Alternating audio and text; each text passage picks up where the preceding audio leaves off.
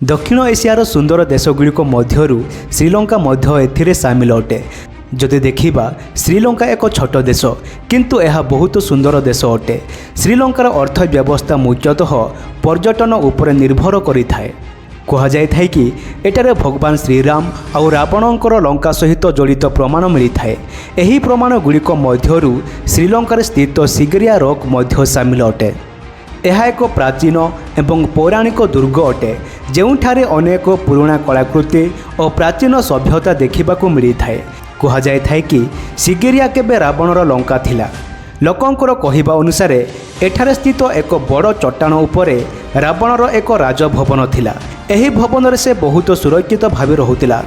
କୁହାଯାଇଥାଏ ଯେ ଭବନ ପାଖରେ ପୁଷ୍ପକ ବିମାନ ନିମନ୍ତେ ଏକ ସ୍ୱତନ୍ତ୍ର ଜାଗା ତିଆରି କରାଯାଇଥିଲା।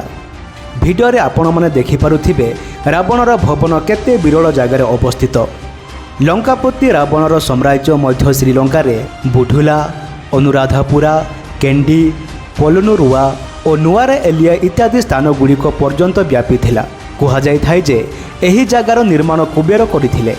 ସିଗିରିଆ ରକ୍ ଚଟାଣର ଉପରି ଭାଗରେ ଏକ ପ୍ରାଚୀନ ମହଲର ଅବଶେଷ ଅଛି। ଏହାର ଉପରେ ସିଢ଼ିରେ ତିଆରି ହୋଇଥିବା ବଗିଚା, ପୋଖରୀ, କେନାଲ, ଝରଣା ଇତ୍ୟାଦି ଦେଖିବାକୁ ମିଳିଥାଏ। ଏଗୁଡ଼ିକ ଏବେ ମଧ୍ୟ ଏତେ ଉଚ୍ଚର ଚଟାଣ ଉପରେ ଅଛନ୍ତି। ରାବଣ କିଛି ଦିନ ପର୍ଯ୍ୟନ୍ତ ମାତା ସୀତାକୁ ଏହି ଜାଗାରେ ରଖିଥିଲେ। ଏହାପରେ ତାଙ୍କୁ ଅନ୍ୟ ଏକ ଜାଗାରେ ନିଆଯାଇଥିଲା। ଭବନର ସବୁଠୁ ବଡ଼ ଆଶ୍ଚର୍ଯ୍ୟର କଥା ଏହିକି ଯେ ଏହା ବହୁତ ଉଚ୍ଚରେ ଅବସ୍ଥିତ। ତଥାପି ଏଠାରେ ଶହ ଶହ ବର୍ଷରୁ ବହୁତ ସୁନ୍ଦର ଭାବେ ପାଣିର ବ୍ୟବସ୍ଥା କରାଯାଇଛି। ଏଠାରେ ରାଣୀମାନଙ୍କ ପାଇଁ ବହୁତ ସୁନ୍ଦର ବଗିଚା ମଧ୍ୟ ଥିଲା।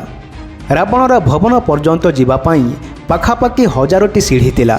ଏହା ସହିତ ରାବଣ ଓ ତା'ର ସାଥୀମାନଙ୍କ ପାଇଁ ସବୁଠୁ ଉପରି ଭାଗରେ ଯିବା ପାଇଁ ଏକ ଲିଫ୍ଟ ମଧ୍ୟ ରହିଥିଲା। ସ୍ଥାନୀୟ ଲୋକଙ୍କ କହିବା ଅନୁସାରେ ରେଗେଇଲା ଜଙ୍ଗଲରେ 8000 ଫିଟ୍ର ଉଚ୍ଚତାରେ ରାବଣର ଶବ ଆଜି ମଧ୍ୟ ରଖାଯାଇଛି। ରାବଣର ଶବ ଉପରେ ଏକ ପ୍ରକାର ଯାଦୁର ତେଲ ଲଗାଯାଇଛି, ଯାହାଫଳରେ ଶବ କେବେ ମଧ୍ୟ ଖରାପ ହେବ ନାହିଁ। କିନ୍ତୁ ଏହି କଥାରେ କୌଣସି ଖାସ୍ ପ୍ରମାଣ କାହା ପାଖରେ ମଧ୍ୟ ନାହିଁ। ଏମିତି ଆହୁରି ଇଣ୍ଟରେଷ୍ଟିଂ ଭିଡ଼ିଓ ପାଇବା ପାଇଁ ଭିଡ଼ିଓକୁ ଲାଇକ୍ ଓ ଚ୍ୟାନେଲକୁ ସବସ୍କ୍ରାଇବ୍ କରନ୍ତୁ।